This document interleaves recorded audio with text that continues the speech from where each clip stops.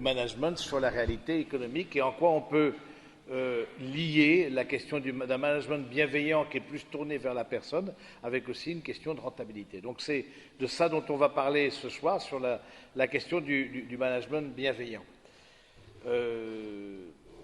Juste pour une introduction, c'est important de prendre conscience qu'en France, des études ont été faites, 3 travailleurs sur 10 disent souffrir de stress au travail. Et quand on diminue le niveau de stress, on augmente le niveau cognitif, mais beaucoup ont appelé justement face à cette conclusion et face aussi au fait qu'il y a une autre étude qui dit que 9% des employés se disent engagés dans leur travail, 65% se disent ne pas l'être et 26% disent d'être totalement désengagés de leur travail. Ceux qui ont appliqué le management bienveillant ont connu aussi une implication plus grande. Et l'Institut de veille sanitaire aussi rappelle que 500 000 collaborateurs en France sont en détresse psychique au travail, dont 30 000 en burn-out. Et on voit qu'il y a une loi en 2016 qui a été établie sur la responsabilité sociale des entreprises et qu'en 2016, non, c'est peut-être plus en 2010, et en 2016, une mission parlementaire sur le syndrome d'épuisement professionnel. Donc on voit que cette question et ça vient en grande partie de la manière de gérer les personnes. L'épuisement professionnel ne vient pas tant de la quantité de travail à fournir que de la manière de s'adresser aux gens et de les traiter. Et en particulier le burn-out, en particulier je pense par exemple à une femme qui a beaucoup travaillé là-dessus, c'est Marie-France Irigoyen, qui en 1998 a fait un livre sur le harcèlement professionnel, et il a fallu 1 an et demi simplement pour qu'ensuite ça se transforme en loi. Ça veut dire que c'était présent déjà dans les différentes couches sociales de la société, cette question d'épuisement et de harcèlement au travail, et c'était quelque chose de présent à tel point que, entre la sortie d'un livre et la sortie d'une loi, il a fallu 1 an et demi. Ça veut dire que dans notre manière peut-être de fonctionner, particulièrement en France, je trouve que c'est assez différent du management anglo-saxon. Peut-être certains ont travaillé aux États-Unis, en Angleterre. Ce qu'on appelle le management bienveillant, c'est ce qu'on appelle aussi le care en anglais, c'est-à-dire prendre soin de l'autre, qui a une manière peut-être différente, moins stressante, je trouve, de voir les choses. Et d'autant plus c'est important que votre génération, contrairement à la mienne, j'ai 58 ans, n'est pas prête à se sacrifier sur l'autel du travail et de l'entreprise. Ça, c'est tout à fait clair. Je trouve que, et même, je dirais plus loin, parmi les critères de choix de votre travail, rentre en compte la qualité du manager. Ça rentre dans vos critères de choix. Parce que vous dites, si cette personne-là est capable de me comprendre, d'où l'importance des débuts et de l'entretien d'embauche et de voir qui on a en face de soi, etc., on y reviendra. Dans le management bienveillant, ça fait partie des signes avant-coureurs de la manière de manager. Eh bien, du coup, vous direz, tiens, oui, je peux travailler avec un tel, mais avec telle personne, je ne peux pas travailler. Il est des structures de travail qui sont nocives, délétères, très clairement, qui détruisent les personnes. Alors on connaît les grands cas, comme à Orange par exemple, comme à Renault, où il y a eu des quantités de suicides assez impressionnantes, de dépression, de personnes qui, mais dans les milieux de cadres, mais ça peut exister à tout échelon de l'entreprise, dans le milieu professionnel, que ce soit employé, que ce soit de techniciens, contremaîtres, sachant qu'on le verra après, cette question du management tourné vers la personne, c'est vraiment une décision d'entreprise, et singulièrement une exemplarité de ceux qui sont à la tête. Et aujourd'hui, votre génération, de ce point de vue-là, est différente de la mienne. Nous, on bossait, on ne se posait pas de questions, bon, il fallait y aller. Vous posez plus de questions et vous êtes prêt même, c'est-à-dire parmi les critères de choix pour un travail, le critère financier n'est pas le seul, et peut-être même pas le premier. C'est un des critères, oui, parce que vous avez fait des études, parce que vous êtes habitué à un certain confort de vie, Je veux bien le comprendre. Mais il y a d'autres critères de choix qui rentrent en compte. Si, imaginons, demain, vous vous mettez dans une étape de réorientation professionnelle et de changement professionnel, il y a d'autres critères qui rentreront en compte que ce critère de la rémunération du salaire. Ce sera un des critères, mais pas forcément le premier. Ce qui rentrera en compte, ce sera beaucoup le sens que vous donnerez à votre travail et qu'on vous proposera. Et puis deuxièmement, c'est la qualité de relation que vous avez avec ceux qui sont au-dessus de vous, et puis aussi ceux qui sont, si vous êtes, peut-être certains ont plus de 30 ans, etc., sont déjà dans le management, donc du coup ça s'adresse à eux comme manager, voilà, qui sont en responsabilité. Donc je trouve qu'on peut faire... Et puis sachant que quand on a un pouvoir, comme c'est le cas de la personne qui est en responsabilité, on peut faire beaucoup de bien, on peut faire beaucoup de mal, mais on peut faire beaucoup de bien aussi. Et je crois, moi j'ai un regard positif, pas naïf. Moi, 58 ans, puis j'ai beaucoup de 30 ans de vie religieuse, j'ai cette expérience professionnelle avant, etc. Mais j'ai déjà vu un certain nombre de choses. Mais du coup, je me dis qu'il y a un vrai bien à faire dans le milieu de l'entreprise si on se donne les moyens, et ne prétextons pas la crise, la fameuse crise, pour justement dire non, il faut aller du côté de l'autre forme de management qui serait le management par le stress, de mettre la pression.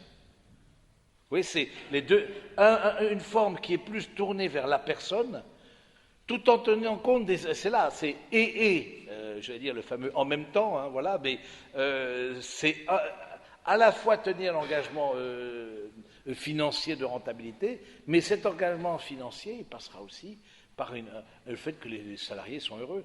Moi, je me questionne toujours comme dans notre communauté, on a contact avec des fournisseurs, des prestataires de services, etc. Quand je vois qu'il y a un turnover et que c'est à chaque fois un commercial différent qui vient nous voir, c'est à chaque fois une personne, je pense à notre cabinet comptable, etc., qui vient nous voir, ça tourne, il ne reste pas plus d'un an, je me dis, mais comment est-ce qu'on les traite là? Qu'est-ce qui fait que... Et ça a un coût. Et ça a un coût. Je veux dire, une direction humaine des ressources hein, est urgente pour un temps de crise. Justement, parce que une personne qui se met en arrêt maladie parce qu'elle se sent, à tort ou à raison, là aussi il faut parfois discerner, elle se sent stressée, elle se sent harcelée, le turnover, les burn-out, la mauvaise réputation de certaines entreprises concernant justement le traitement des collaborateurs, tout ça fait que la rentabilité n'est pas au rendez-vous.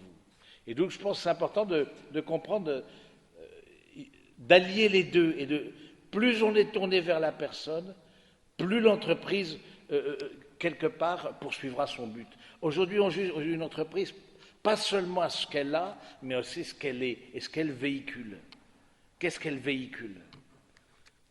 Vous voyez, par exemple, dans l'éducation nationale, ce n'est pas une entreprise, c'est la fonction publique, il y a beaucoup de difficultés à trouver des professeurs. Parce qu'aujourd'hui, les professeurs ont le sentiment, et ce n'est pas forcément faux, de ne pas faire simplement de l'instruction, mais ils font de l'éducation. De fait, ça a changé entre le ministère de l'Instruction publique au XIXe siècle et l'éducation nationale depuis après l'après-guerre. Hein, et donc, du coup, certains disent, on voit combien d'épuisements de profs qui, obligés de faire la police, obligés de rappeler les fondamentaux, le respect des autres, etc. Ils disent non, ça c'est... et qui n'en peuvent plus. Hein, et à juste titre, parce que et du coup, il y a une carence...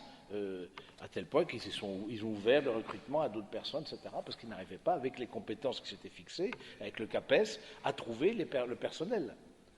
Pour la mauvaise image que renvoie l'institution. Et on ne peut qu'en s'en attrister, surtout pour ce qui concerne les enfants et l'éducation. Hein, mais vous voyez, par exemple, ça se retourne contre l'entreprise ou l'institution quand elle-même est maltraitante ou met le personnel dans des situations de maltraitance ou en tout cas de stress. Donc je me suis dit ça peut être intéressant de réfléchir sur ce management bienveillant. Plusieurs parties. Premièrement, qu'est-ce que c'est? plusieurs points, si vous voulez prendre des notes, ça c'est possible. C'est aussi enregistré, donc vous pourrez éventuellement le réécouter sur le site de notre communauté, donc serviteur.org, si vous souhaitez, ou le passer à d'autres personnes. Premièrement, qu'est-ce que c'est? Il y a plusieurs points que je vais aborder. Ça implique une relation vraie. Ça implique une relation vraie, c'est-à-dire pas tant se retrancher derrière son quant à soi, sa position hiérarchique, je suis le chef, ou l'opacité d'une organisation, mais au contraire aller dans la qualité de la relation avec l'autre. D'ailleurs, les sociétés où il fait bon vivre choisissent l'autonomie et la créativité afin de faire émerger le meilleur du potentiel du salarié. Voilà, donc c'est d'abord une relation vraie. Une relation vraie, ça veut dire être capable aussi de dire ce qui fâche. Et c'est là, parce que dans le titre, c'était assez bien trouvé, vérité ou manipulation, je trouve que ce n'est pas un management bienveillant que celui qui ne dit pas là où le bas blesse. Mais ce n'est pas un management bienveillant qui souligne toujours le négatif, le point noir dans la page blanche. Ah ben écoute, ce que tu as fait, c'est très bien, mais voilà. C'est-à-dire ce qui avant mais n'existe pas, comme vous le savez, ceux qui ont vu Game of Thrones ont cette culture. Et donc du coup, voilà.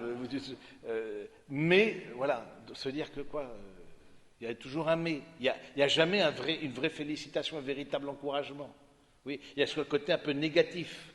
Hein, donc, ensuite, autre point, l'importance des débuts. Quand vous prenez un poste, posez-vous la question, qui était avant vous et pourquoi ce poste est vacant? Alors, si c'est une création de poste, c'est autre chose, mais qu'est-ce qui fait que la personne est partie? Qu'est-ce qui a pu faire que cette personne...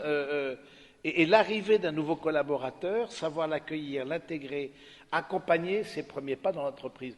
Déjà, vous allez sentir dans les entretiens d'embauche, déjà vous ressentez quel style d'entreprise c'est. Si vous êtes un peu attentif et vous demandez au Saint-Esprit, puisque voilà, aussi de vous aider, et si vous vous centrez sur ce que vous ressentez intérieurement et vous vous faites confiance, vous verrez un peu le style d'entreprise que voilà. Donc, et si vous vous sentez en confiance aussi, là aussi c'est tellement intime et lié à la personne, en confiance avec celui ou celle dont vous allez être le collaborateur. Autre point, c'est allier le marketing et l'éthique. Et je pense que la bienveillance dans les relations, ce n'est pas simplement un idéal ou une forme, un idéal, quelque chose qui n'irait pas dans le sens d'un profond réalisme. De dire que l'entreprise, oui, elle a un aspect marketing pour gagner de l'argent, mais elle est aussi une entreprise citoyenne qui a vocation à servir la société. Et comment est-ce qu'elle sert la société? D'abord en servant les collaborateurs qui sont en son sein. Vous voyez, c'est cette culture d'entreprise qui fait que ça donne un sens aussi au travail. Ça fait que je vais avec joie au travail, non pas la boule au ventre. Je me rappelle pendant tout un temps, j'avais la boule au ventre au travail parce que c'était trop de pression. J'étais peut-être pas assez compétent, c'est possible, hein, mais trop de pression. Et donc du coup, ça fait une chose, là aussi, c'est intéressant, dans mon témoignage, le travail a joué un grand rôle, et entre autres, les excès au niveau professionnel, et entre autres, les excès quant au management par la pression, hein, qui fait que je n'ai pas trouvé dans le monde professionnel une unité intérieure. Alors, que j'ai trouvé par ailleurs évidemment dans la vie religieuse, vous me direz c'est pas le seul critère, mais c'était pour moi un critère qui a compté. Donc il y a l'entreprise marketing et il y a l'entreprise citoyenne. Et le deal, c'est, et peut-être plus à votre génération qu'à la mienne, c'est d'unifier les deux. Que les deux, il y ait une culture d'entreprise sans... On n'est pas dans le monde des bisounours, c'est-à-dire qu'on n'est pas dans une naïveté, mais d'intégrer ces deux visions, d'à la fois de servir la personne, et mieux on sert les collaborateurs, plus ils sont heureux, plus potentiellement ils peuvent aussi servir l'entreprise. Je pense que c'est du gagnant-gagnant. Donc, autre point, une attitude pédagogique. Ça veut dire avoir le désir, un management bienveillant, c'est avoir le désir de faire avancer les autres. Et donc de dire, bon, même si ça ne fait pas plaisir, ce qui peut être difficile à vivre, hein, d'aider à comprendre les échecs, hein, d'accepter l'erreur. Est-ce qu'on vous accepte les erreurs dans votre job? C'est intéressant. Vous vous rappelez la phrase de Ford, hein, le constructeur automobile, qui dit « J'ai fait beaucoup d'erreurs dans ma vie, mais jamais 2 fois la même ». Voilà. Est-ce qu'on a le droit à l'erreur là où vous travaillez? Parce que ça fait partie de la réalité humaine. Hein. Et puis, pédagogue, dans le sens de qu'est-ce que je tire de mes succès, qu'est-ce que je tire de mes échecs. Et donc, c'est un rôle plus motivateur, orientant les collaborateurs vers une dynamique. Hein, voilà.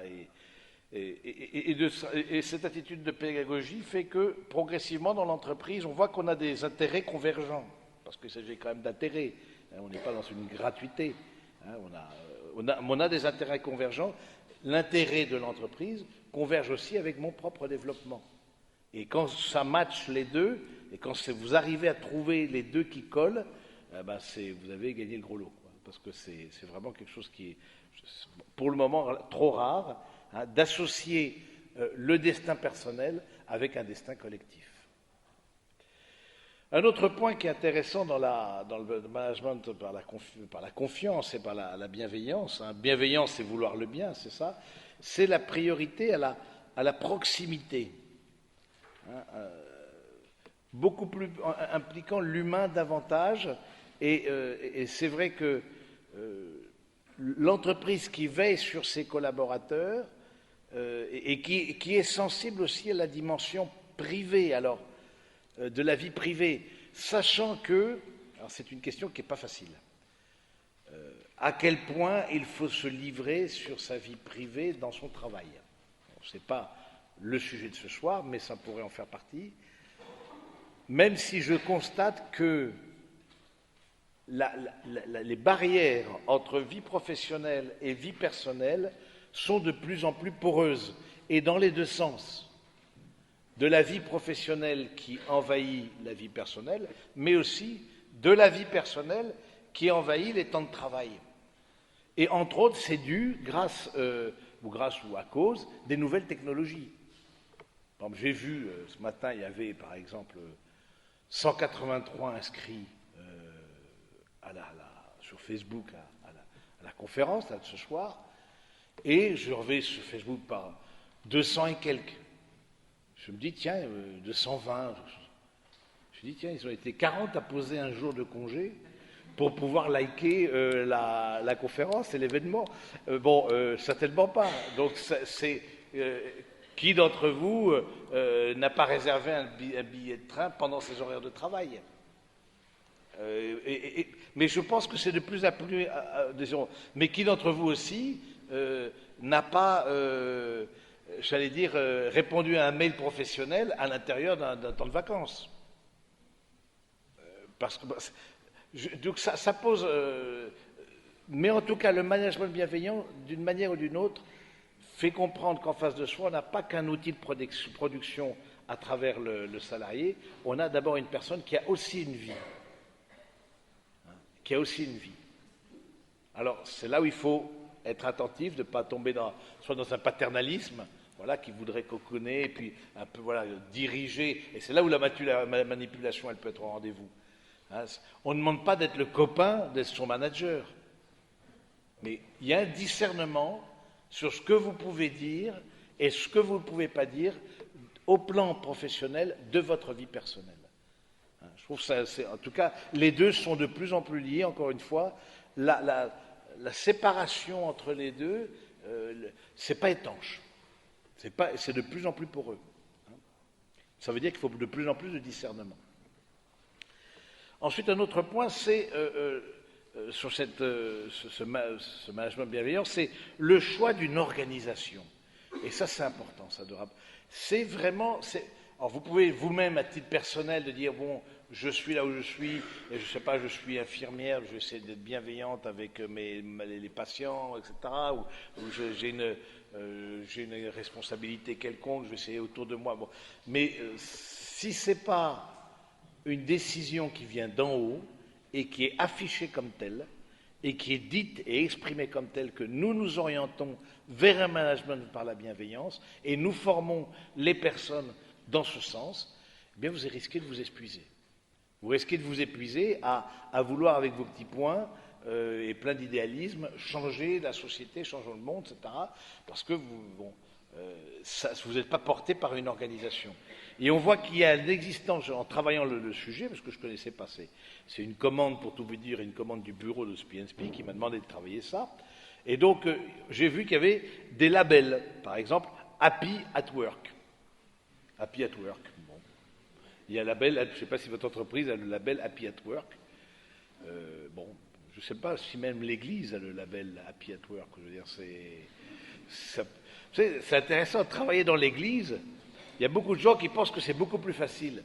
Mais je pense qu'il y a plus de combats à être au service en tant que professionnel dans l'Église que beaucoup le pensent.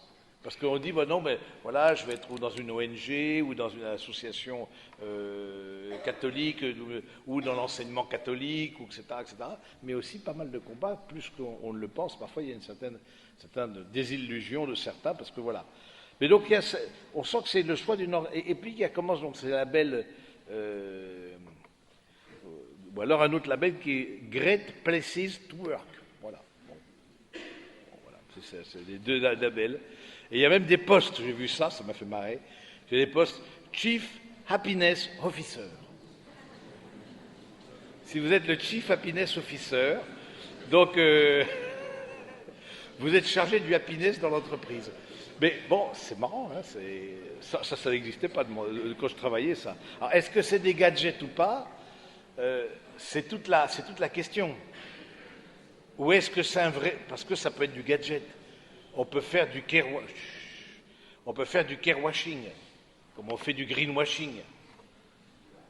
Hein, on fait du greenwashing, etc., on recycle, etc., etc., puis finalement, on puise dans les ressources... dans les ressources de la planète plus que raison, etc. Mais par ailleurs, on veut se faire pardonner. Bon, alors, Total soutient beaucoup d'associations écologistes, voilà, pour se faire pardonner de puiser le pétrole. Voilà, bon, très bien, mais est-ce que c'est vraiment une... Et c'est là parfois où le bas blesse, c'est qu'il y a des petits instruments comme ça qui sont mis en place, comme des postes ou la journée de la gentillesse, etc. On se dit, les jours, ça veut dire quoi? Qu'est-ce qui se passe? Moi, ça m'a toujours surpris, c'est la journée de la gentillesse. Et donc, du coup, est-ce que c'est cosmétique? Ou est-ce que c'est vraiment une démarche d'entreprise? Si ce n'est pas une démarche d'entreprise, ça ne marchera pas. Si ce n'est pas une démarche de l'institution, de l'établissement où vous êtes, et qui dit du service, parce que ce n'est pas forcément toute l'institution, je pense, si vous travaillez dans les hôpitaux de Paris, bon, ce n'est pas la PHP, parfois c'est un institut qui dit, voilà, un service qui déclare que, bon, ceci, cela, quoi. Hein, mais on voit des suicides dans des gens qui travaillent dans les milieux médicaux, par exemple. Par excès par harcèlement ou critique, etc. Donc ça, je pense que voilà, c'est quelque chose qui est intéressant. L'exemplarité, autre point, l'exemplarité comme condition. C'est-à-dire, si on décide, et si l'entreprise, dans son management le plus élevé, décide de mettre ça en place, ça veut dire une exemplarité. Ça veut dire aussi, moi j'y crois, la capacité de demander pardon. Le manager a aussi le droit à l'erreur. Il a aussi le droit à l'erreur. Celui qui est en responsabilité, vous avez le droit, mais lui aussi a le droit à l'erreur. Et je trouve qu'on ne valorise pas suffisamment dans le monde de l'entreprise, dans le monde professionnel, cette capacité de demander pardon, qui pourtant viendrait apaiser beaucoup de choses. Ce n'est pas la solution miracle, mais je sais pas, quelqu'un qui s'est emporté, qui a dit des mots qui ont dépassé dépassé sa pensée, voilà, ça peut arriver, on est exaspéré sur ça. Moi, ça m'arrive, ça vous arrive, etc. Bon, voilà. Est-ce qu'ensuite je me ressaisis et je suis capable d'un retour sur moi-même, et là, au plan spirituel, hein, ce retour sur moi-même, c'est ce qu'on appelle la conversion, au fond, hein, c'est pour nous chrétiens, c'est rentrer en soi-même, hein, comme le fils prodigue qui rentre en lui-même et qui fait mémoire de tout ce qu'il a dans la maison du Père, etc. Est-ce que je suis capable de me rentrer en moi-même et de dire, voilà, oui, j'ai eu des... je m'approche de l'autre que j'ai pu blesser. Donc l'exemplarité, hein, c'est vrai que comme condition absolument sine qua non, hein, pour que ça fonctionne, le management bienveillant doit devenir une valeur et être incarné par l'ensemble de l'organisation. C'est ce qu'on peut en tout cas souhaiter.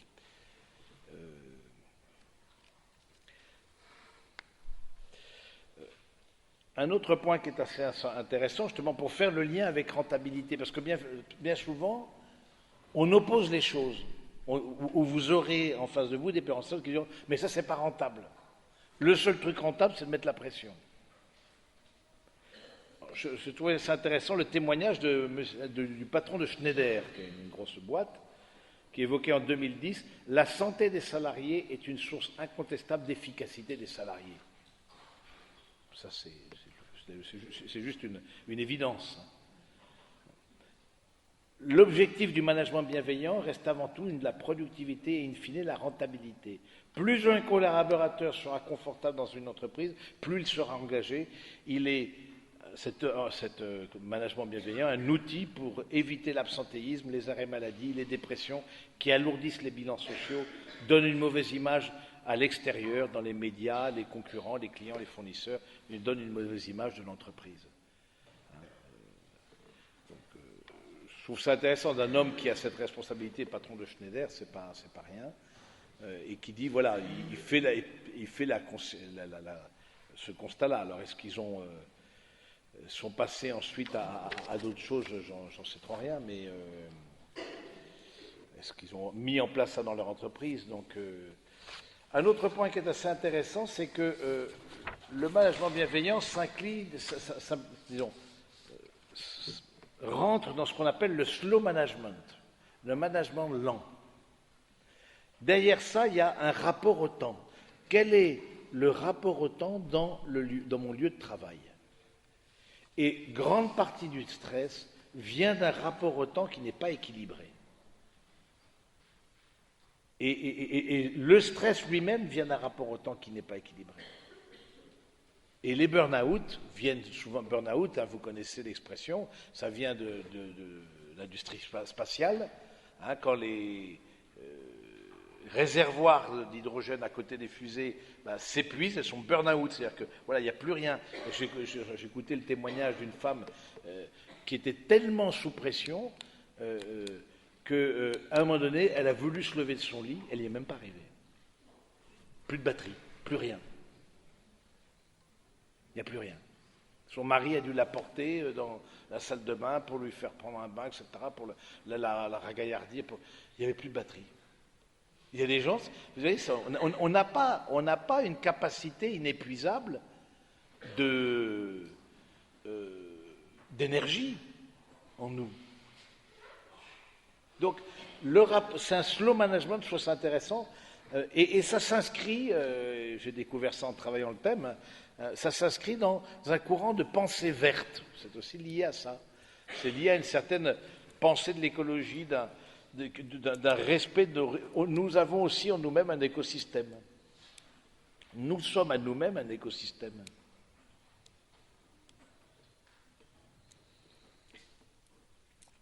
Autre point qui est intéressant, c'est le sens du travail. Je l'ai un petit peu évoqué au début de notre rencontre. Le sens du travail. Alors que cette créativité augmente dans des environnements de travail où chacun peut aller à son rythme, est autorisé à perdre du temps, à rêver, faisant ainsi la lutte taylorienne contre la flânerie systématique, un combat non seulement d'arrière-garde, mais aussi non productif. Est-ce que dans mon lieu de travail, du coup, par exemple, Google a fixé des temps, des jours déclarés sans mail, sans portable, sans téléphone portable. Alors, je ne sais pas comment les salariés vivent là-dedans, mais tout le monde se précipite pour y travailler, semble-t-il. Ou alors le lieu même, l'aménagement même des bureaux, qui est une salle de repos, qui est une salle, etc. Tout ça, ça fait que ça dit quelque chose de la manière dont vous allez pouvoir développer votre... et surtout de redonner un sens. Quand vous avez simplement une pression sur vous, c'est très difficile de découvrir un sens. Parce que vous perdez, il y a quelque chose qui vous a touché dans ce travail, vous vous êtes formé pour ça, souvent durant plusieurs années, mais si vous ne trouvez plus le pourquoi, vous êtes de moins en moins à même à accepter la pression, de moins en moins, jusqu'à un moment donné de plus du tout l'accepter et d'aller chercher ailleurs.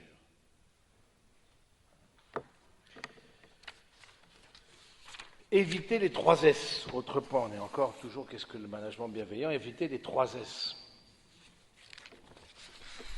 S, c'est stress, souffrance, suicide.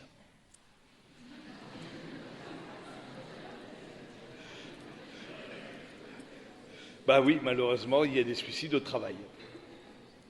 Et c'est pas, oui.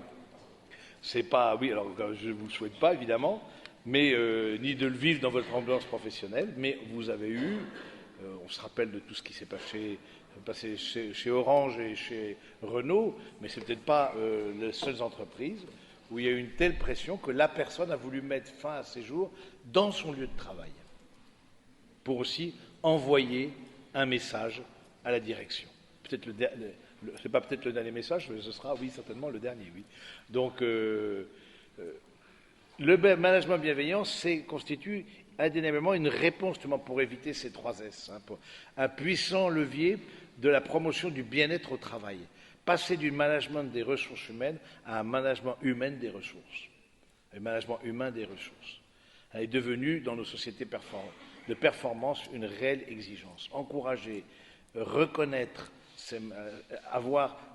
l'autre, avoir des objectifs atteignables. Un autre point aussi que j'ai vu, le management de bienveillance n'est pas une amitié avec le manager. Ce n'est pas qu'on soit amené à devenir amis. Et c'est là aussi que c'est un des critères pour dire que de franchir un critère d'équilibre aussi entre le professionnel et le personnel. Ce n'est pas rentrer dans une relation amicale avec le salarié. Non, c'est simplement bien se comporter, comme dans tout rapport humain. La bienveillance n'est d'ailleurs pas au sens unique. Le salarié lui-même est acteur de la bonne relation avec son manager. C'est un double sens pour que ça marche. Donc voilà un peu la définition, certains points de définition du management bienveillant. Deuxième partie, les 6 bonnes pratiques du management bienveillant. Alors, je vous les liste rapidement. Pratiquer l'écoute active et l'empathie, c'est-à-dire que le manager essaie de comprendre ce que vit le salarié et son collaborateur. Avoir confiance et se remettre en question, deuxième point. Responsabilité des équipes et les autonomiser, ça c'est ce qu'on appelle dans la doctrine sociale de l'Église le principe de subsidiarité. Le principe de subsidiarité, c'est-à-dire que à chaque étage de la hiérarchie, chaque étage de la hiérarchie va faire tout son travail. Mais un étage supérieur ne va pas prendre le travail de l'étage inférieur parce que du coup, il empêche à cette personne-là d'exercer sa mission. Et si votre supérieur fait votre travail, c'est pas ça, c'est pas un management bienveillant. C'est un manque d'autonomie et donc c'est responsabiliser ses équipes et les autonomiser. Quatrièmement, valoriser, féliciter, célébrer. Voilà. Célébrer aussi les réussites. C'est dire à ses pairs, PAIRS, que le travail produit est bon, que le comportement a été à la hauteur, que les chiffres réalisés sont ceux attendus. 5, avoir le droit à l'erreur, je l'ai déjà dit, je ne vais pas revenir dessus. 6, avoir juste une politesse dans le discours et les gestes. Sachant que, rappelez-vous, que dans les gestes, le langage non verbal est 90% de notre langage. Si vous voyez un manager qui vous félicite, mais en même temps qui lève les yeux au ciel, ce qu'on appelle double bind, c'est double, vous êtes compris entre deux trucs. En fait, je vous félicite, mais en même temps, son corps vous dit l'inverse, quoi. Mais évidemment, ça peut être aussi une manière de manipuler les autres, etc. Troisième partie, les conditions du management bienveillant. Je trouve ça intéressant de pouvoir les dire, de les rappeler. 3 conditions. Ça fait un peu redire parfois avec un mouvement qui doit venir d'en haut. Deuxième condition, hein, et en particulier en temps de crise, c'est un mouvement qui doit venir d'en haut. La crise est d'abord une crise peut-être du management, avant d'être une crise économique. Et ça, on n'en parle peut-être pas assez. Ça coûte très cher de ne pas avoir des collaborateurs impliqués. Donc, une démarche tournée vers la personne, dans le sens du care, de prendre soin d'eux, et une démarche qui aide à la personne à intégrer sa vie professionnelle et sa vie personnelle. Je pense particulièrement aux mères de famille. Alors, je pense que ça concerne peu d'entre vous, mais c'est vrai, je m'interroge beaucoup sur la capacité des entreprises à accueillir les femmes et à accueillir les femmes dans leur maternité. Parce qu'accueillir, et non pas de vouloir que la femme soit un homme comme un autre. Et ça me paraît... est-ce que c'est aussi un signal... est-ce que les femmes sont respectées parce que le respect des femmes, et si j'allais dire l'entreprise est baby-friendly, du coup ça veut dire que il y a d'autres choses derrière qui va faire qu'on va être aussi respecté. Mais si en revanche, si à 7 heures du soir tu pars et on te dit bon après-midi, c'est compliqué. Ça veut dire quoi? Ça veut dire que c'est un manque de respect, ça. Vous voyez? Et si on colle souvent des réunions après 18 heures, etc., forcément, les femmes, elles ne vont pas pouvoir assurer, ou alors elles s'interdiront à un moment donné, elles décrocheront, etc. Du coup, c'est intéressant de voir la place faite aux femmes, comme aussi cette capacité de respecter la personne dans ce qui est très intime, comme la maternité. Bon, la paternité, mais singulièrement la maternité. Donc, est-ce que l'entreprise vous accepterez alors que vous emploierez alors que vous êtes à votre 7e mois de grossesse? Ça pourrait être intéressant de faire. Faites pas le test tout de suite, mais bon, est-ce qu'il y a une vision qui va plus loin que le court-termisme? Ah ben elle va me coller un arrêt mat, un congé mat, etc. Mais non, je vois la personne, c'est la bonne personne qu'il faut pour ce beau job. Et puis dans 6 mois, je ne veux pas la perdre, quoi. Parce que je vois que c'est un beau potentiel. C'est bien souvent des visions court terme qui empêchent un management bienveillant. Donc voilà, les 3 attitudes, hein, venir d'en haut, tourner vers la personne, comprendre que l'unité de la personne dans sa démarche, dans son attitude personnelle et professionnelle, hein, essayer d'équilibrer les choses. Les questions que je me pose, moi, quand j'ai travaillé ce sujet, que je n'avais jamais travaillé, les questions que je me pose concernant, peut-être concernant le management bienveillant, à aucun moment, dans ce que j'ai pu lire, je n'ai pas tout lu, mais dans ce que j'ai pu lire, à aucun moment, on a parlé de l'actionnariat bienveillant. Parce que bien souvent, dans les entreprises, en tout cas, c'est les actionnaires qui, par leur excès de demande de rentabilité, engendrent le stress et qui ensuite, il y a un ruissellement qui fait que ça aboutit jusqu'au dernier collaborateur embauché. Oui, et ça, on n'en a pas parlé. Et parce que derrière ça, je pense qu'il faut aller plus loin d'un actionnariat bienveillant, c'est-à-dire des personnes qui ont aussi... Et c'est là où la pensée sociale de l'Église est tellement précieuse, d'orienter, l'argent est un bon serviteur, mais un mauvais maître. Et donc ça veut dire aussi un rapport à l'argent. Et ça, je ne l'ai pas vu traiter dans le... Une chose que je n'ai pas vu traiter aussi, alors ça l'est peut-être, c'est que ce n'est pas spontané d'être bienveillant. Je ne suis pas spontanément bienveillant. Et à aucun moment donné, j'ai vu parler d'un travail sur soi-même. Il y a des personnes qui, si elles ne sont pas dans le contrôle, parce que c'est des personnes anxieuses, c'est des personnes qui doivent être dans le contrôle, rien ne doit leur échapper, tu fais quoi à tel moment, tac, tac, tac, j'ai tout le monde sous... Parce que il y a la question, mais c'est plutôt des questions personnelles. Alors vous me direz, bon, est-ce que l'entreprise doit aller jusque-là? Peut-être pas. Mais en tout cas, d'inviter, de dire ça ne se fera pas, ce management, ce style de direction des collaborateurs, sans un travail sur soi-même. Sachant que la responsabilité met en lumière qui vous êtes.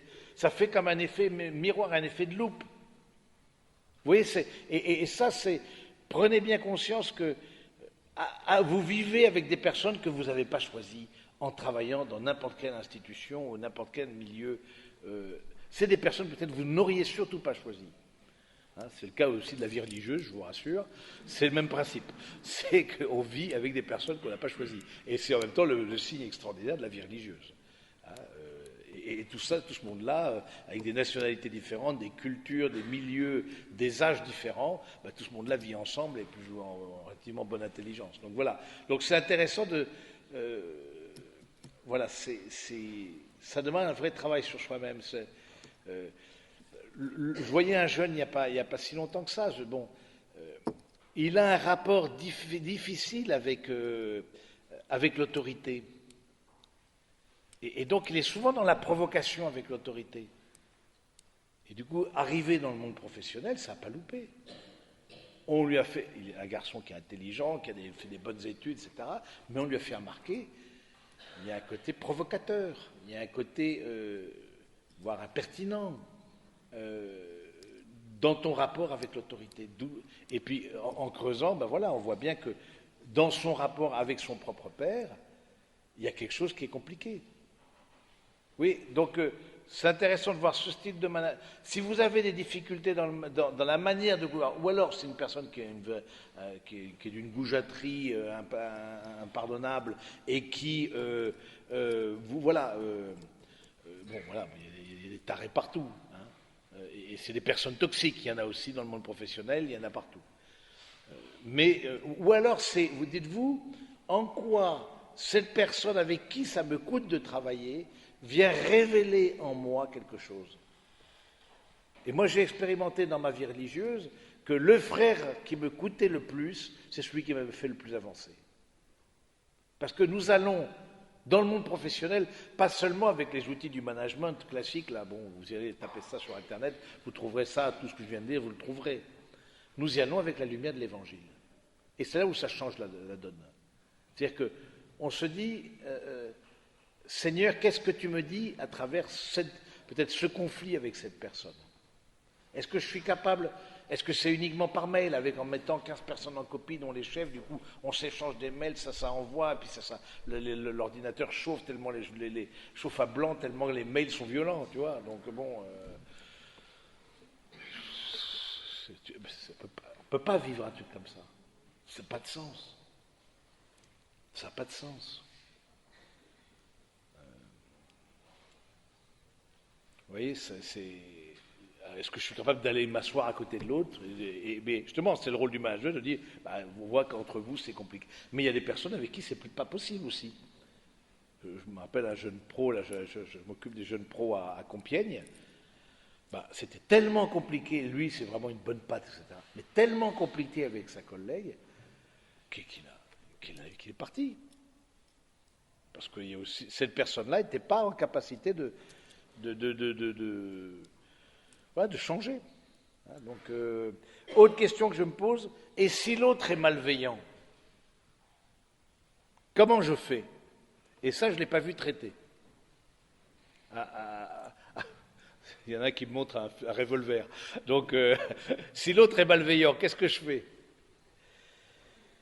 La question de la manipulation. Alors, je vais l'aborder de façon rapide, et ce sera mon dernier point, la question de la manipulation. J'ai proposé au bureau de SPI&SPI de faire en décembre, parce que j'interviens une conférence sur deux, un mois sur deux, quelque chose sur les manipulateurs, comment les repérer et comment s'en prévenir. Parce que notre société est quand même regorge d'animaux de cette espèce. À quoi je vois la manipulation? Parce que tout ce que je viens de dire, ça peut être complètement utilisé dans un mauvais sens, avec un mauvais esprit, avec un désir d'une emprise sur l'autre, avec le désir de jouer sur l'affectif. Peut-être, alors, premièrement, sortons de l'idéalisme et de la naïveté. Il y a des manipulateurs, j'allais dire, professionnels, dans le sens dont c'est la profession. Mais oui, on en rencontre tous les jours des manipulateurs. Vous allez dans une grande surface, vous êtes manipulé. Mais vous le savez. Vous savez qu'il y a un parcours. On voit très bien, là je vois la grande surface tout près de l'abbaye. Tiens, j'ai vu, tiens, ils ont changé leur linéaire, ils ont changé leur truc, du coup moi j'observe, etc. Bon, dans les étages, etc., évidemment, à la bonne hauteur, on te mettra le produit avec la plus grande marge. Bon, mais bon, on le sait. Bon, voilà, c'est leur métier. On ne va pas leur en vouloir, c'est leur métier. À nous de nous baisser, d'aller voir, voilà. Ça nous ramène à l'humilité. Et donc, du coup, voilà. Donc ça, mais il y a des manipulateurs relationnels, les manipulateurs professionnels, et il y a des manipulateurs relationnels. Quand l'autre commence à te culpabiliser, à vouloir aller au-delà, à avoir une emprise sur toi, et justement à aller au-delà au niveau de la partie personnelle, où te fait miroiter des choses. Je me souviens de ce jeune avocat, il travaille dans un cabinet, l'avocat Paris, il travaille comme des grands malades, etc. etc. Et le patron lui dit « Mais tu seras mon bras droit ». Bien sûr, il l'a foutu à la porte. Il n'a même pas eu le droit d'emporter ses dossiers, il est sorti par l'escalier de service. Ça, c'est la manipulation. Oui, donc, du coup, je pense que c'est important de dire ça, que la manipulation, super. La manipulation, vous la repérez quand quelqu'un est dans une démarche de culpabilisation, et puis faites-vous confiance à ce que vous ressentez. Est-ce qu'au fond, il n'y a pas quelque chose qui cloche dans cette manière d'agir? Est-ce que le manipulateur, par exemple, sépare les gens? Il y a les bons et puis il y a les méchants. Il y a ceux qui sont avec lui et ceux qui ne sont pas avec lui. Oui, ça c'est quelques critères. Mais en décembre, moi je vous ferai un topo rien que là-dessus parce que je pense que c'est un sujet qui est important. Voilà un peu de ce que je voulais vous partager ce soir. Est-ce que vous avez des questions? Oui. Bien fort. Oui, il y a trois questions qui me viennent. Non, mais c'est la même question. Qui est engagé, qui est promu et qui est viré? Ah, qui est engagé, qui est promu, qui est viré? C'est une question. En fait, comme on connaît un arbre assez frustré, Oui. est-ce que c'est une bonne manière de détecter si c'est réellement bienveillant ou c'est juste un discours? Oui.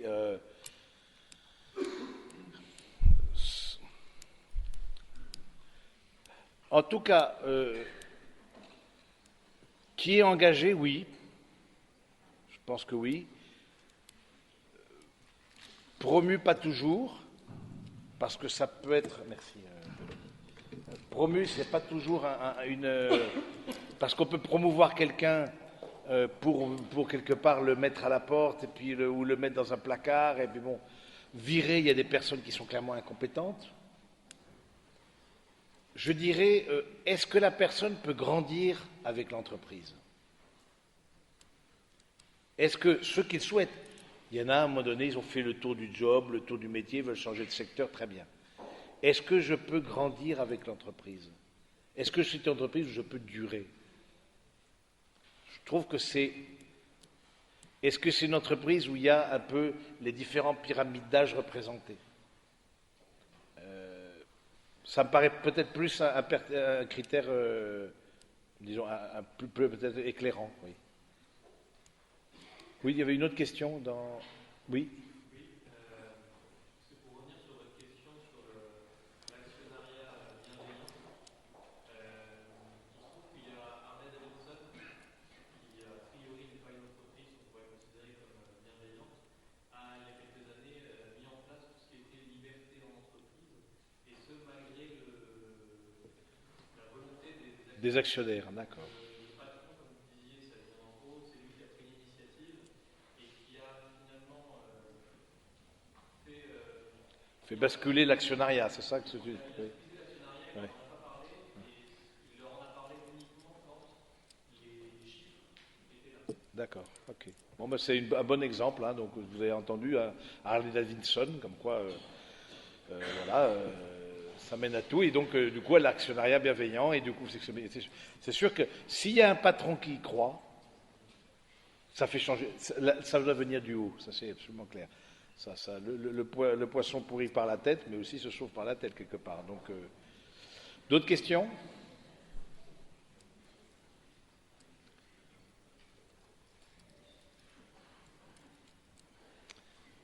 Est-ce que vous avez peut-être des... Ah oui, pardon, oui.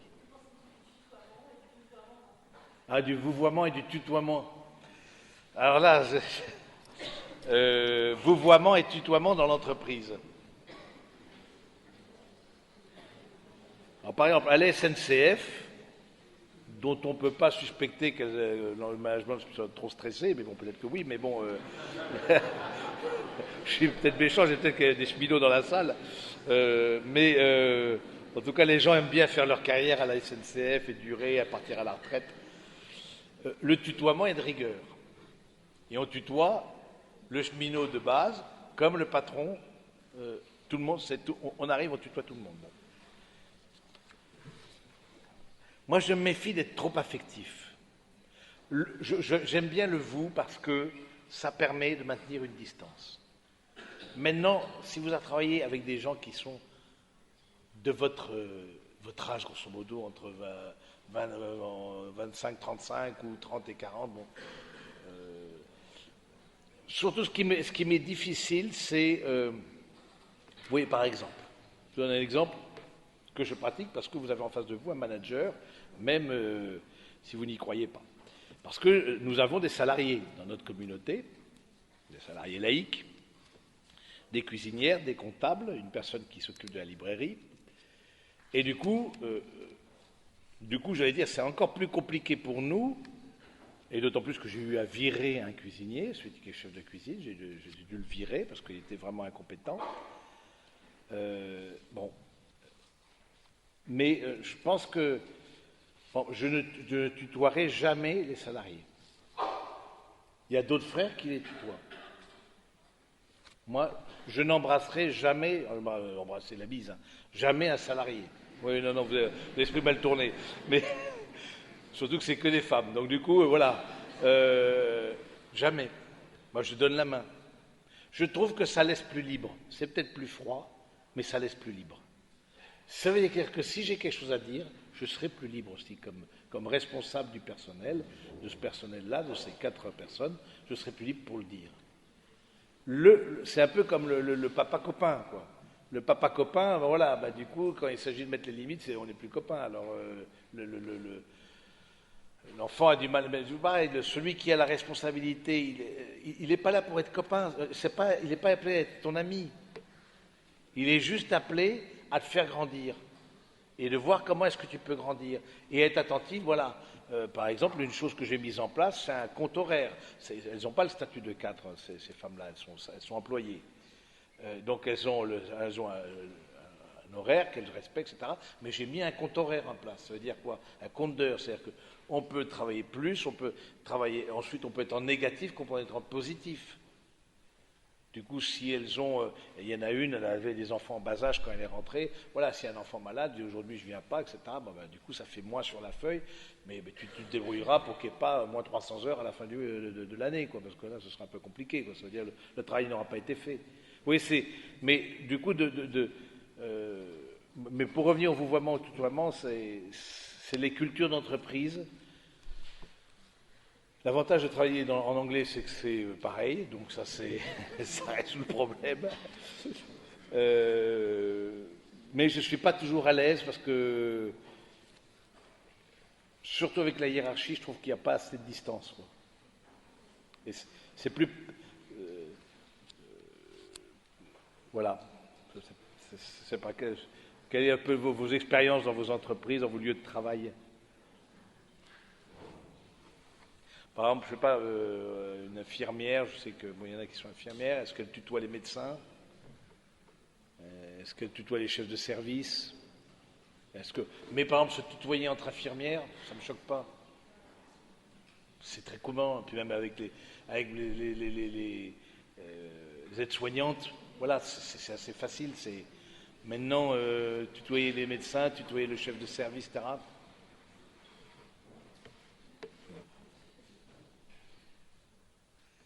D'autres questions? Oui?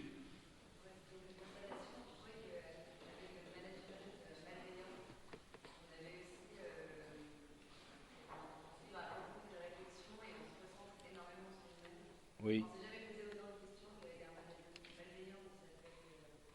Oui.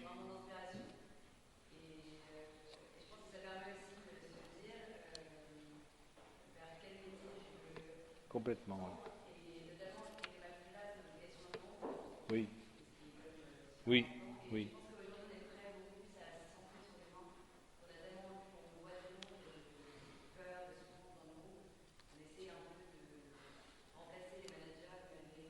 Oui. C'est vrai qu'un management malveillant, malgré lui, j'allais dire, aide la personne à se poser des questions. Quels sont ses fondamentaux? Et c'est vrai, moi je vois, par exemple, pour dire les choses, bon, je pense que la plupart d'entre vous, vous êtes de culture catholique, etc., vous êtes baptisés, etc., mais je vois beaucoup, c'est une fois qu'ils remettent, bon, ils ont tous les stempels, voilà, de baptême, de communion, de confirmation, ils ont bon, le scoutisme, ça. Mais en vrai, dans la vie estudiantine, c'est pas forcément la vie spirituelle la priorité. Moi, j'étais aumônier étudiant, je peux en témoigner. En revanche, quand ils arrivent dans le monde professionnel, ces gens de formation et d'éducation catholique, de background catholique, bah, ils ouvrent les yeux, quoi. Ils disent il y a des choses, et du coup je vois des gens, et vous en êtes le témoin ce soir, qui peut-être, voilà, n'avaient cessé la pratique, avaient mis sur off, etc., mais en contact avec le monde professionnel qui vient choquer leurs valeurs, ils s'interrogent, quels sont mes fondamentaux? C'est quoi mes fondamentaux? Et si on me demande de mentir, par exemple? Et si on me demande de tricher? Est-ce que j'irai jusqu'où? De fait, il y a de votre génération, tous les jeunes professionnels, je trouve qu'il y a une prise de conscience, en tout cas, bon, de ceux qui ont eu une éducation catholique, encore une fois, et qui reviennent et qui, voilà, s'interrogent. Et donc, parce qu'ils ont été confrontés à un management malveillant. Oui.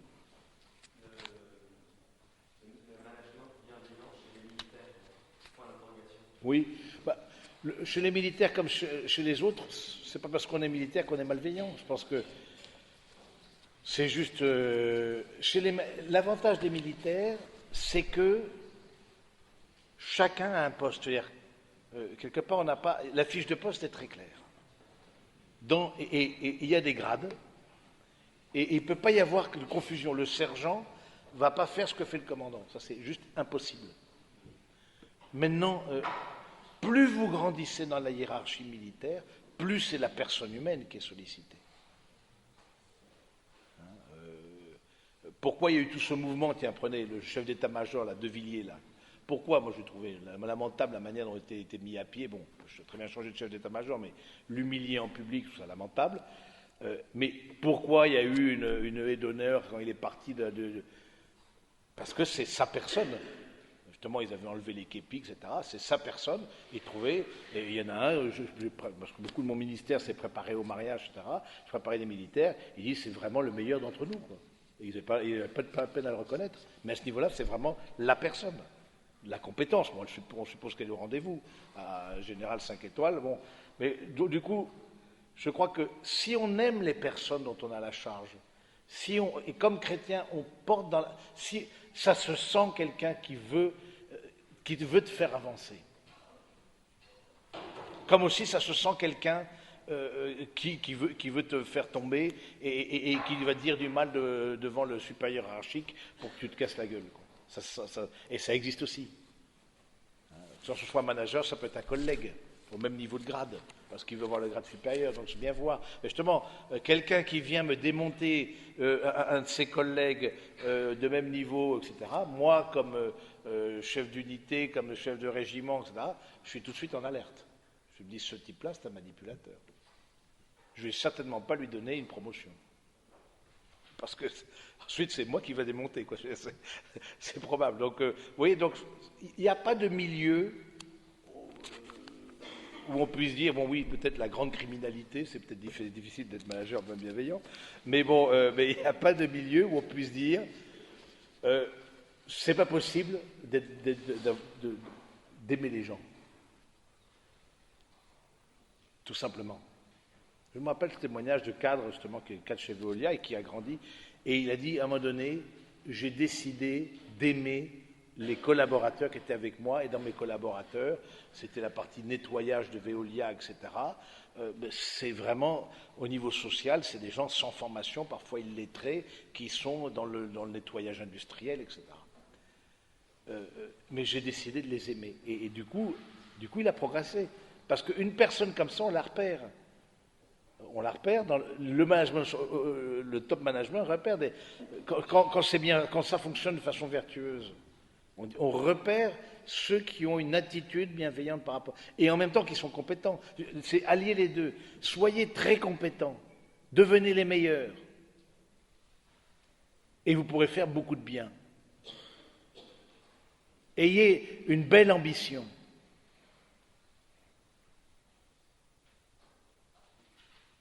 Et là encore, je trouve comme catholique, parfois on se sous-estime, on s'auto-inhibe en disant non, l'ambition, il ne faut pas que je me vante parce que voilà, ça manque d'humilité, puis la Vierge Marie, elle était humble, etc. Bon, bah oui.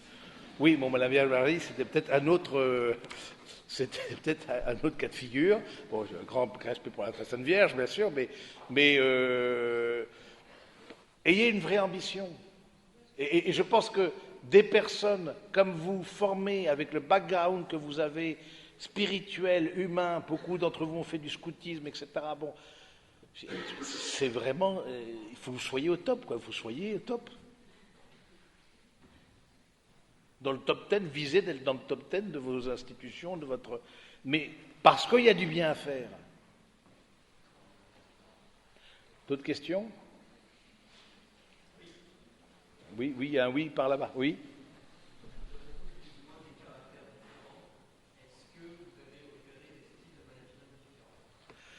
Ah, oui, il y a des caractères différents, il y a des managements différents, oui. Alors, on a dit bienveillant et malveillant, mais à l'intérieur de ça, il y a toute une gamme. Et puis malveillant pour l'un peut être aussi, non, et s'en accommoder très bien. Par exemple, une personne qui serait très en demande de félicitations, et l'autre est plutôt froid, ne félicite que très peu. Ben voilà, peut-être aura la difficulté, alors que celui qui n'est pas en demande, c'est pas son langage de l'amour, entre guillemets, bah du coup, il n'aura pas de difficulté. Mais il y a par exemple un management participatif, il y a un management directif. Les styles de management sont assez, je dis, autant pratiquement que de personnes. Il y a des grands styles. Il y a des managements créatifs, du coup, voilà, qui provoquent à la créativité. Mais c'est important, c'est d'abord, je veux dire, celui qui a en responsabilité, qui se pose la question, qu'est-ce qui m'habite intérieurement? Qu'est-ce que je peux donner là où je suis? Je veux dire, comme chrétien encore plus. Voilà, et peut-être qu'il y a des choses que je ne pourrais pas donner, des ambiances dans lesquelles je ne pourrais pas être. Je pense plutôt comme ça, parce que c'est plutôt se tourner. Vous trouverez les styles de management, tapez sur Internet, googlisez ça, vous trouverez tous les styles de management. Mais bon, vous repérez peut-être plus ou moins le vôtre, mais d'avoir aussi l'écho des autres. Dans les entreprises, il y a ce qu'on appelle faire un 360.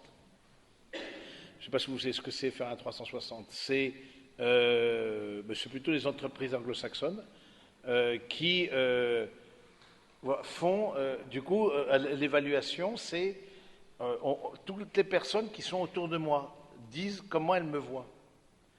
Et ça, à tous les niveaux. Que ce soit du top management jusqu'aux dernières entrées, etc. Je trouve ça intéressant de dire comment... Et à travers ça, ce vers quoi je suis appelé. Une dernière question, peut-être? Oui, il y avait une autre... Oui, oui. On parlait de choix d'organisation. Aujourd'hui, il y a quelques entreprises qui remettent en question la notion d'hierarchie. Oui. Et vous avez l'air très attaché à la hiérarchie. Oui. Et est-ce qu'il y a des liens entre management bienveillant ou malveillant et hiérarchie? Je suis perplexe, c'est peut-être mon âge, j'en sais rien, mais bon, je suis perplexe sur l'absence de hiérarchie, parce que l'absence de hiérarchie, c'est l'absence de clarté. Or, je trouve que une hiérarchie n'est pas forcément, ne s'oppose pas à une créativité et à une... l'autorité, et c'est un service. Pour le chrétien, c'est un service. C'est la question de l'autorité. Et donc, la manière d'exercer l'autorité, je crois qu'une structure sans autorité, moi, je ne la vois pas. Ou alors, ou tôt ou tard, il y aura des gens qui se placeront et qui se poseront eux-mêmes comme responsables alors qu'on ne leur les a pas nommés à la place. Et du coup, le fait ça donne une clarté et ça empêche justement les manipulations, d'avoir un organigramme clair dans son service. Qui fait quoi? Qui est responsable de quoi? Fiche de poste claire. Parce que si on rentre dans un truc, oui, mais tu sais, on est tous avec tout le monde, puis tu me passes... Là. Je suis pas à l'aise avec ça. C'est peut-être moi, hein, mais parce que derrière ça, ça sent la manipulation à planer. Moi, je vois ça. Oh.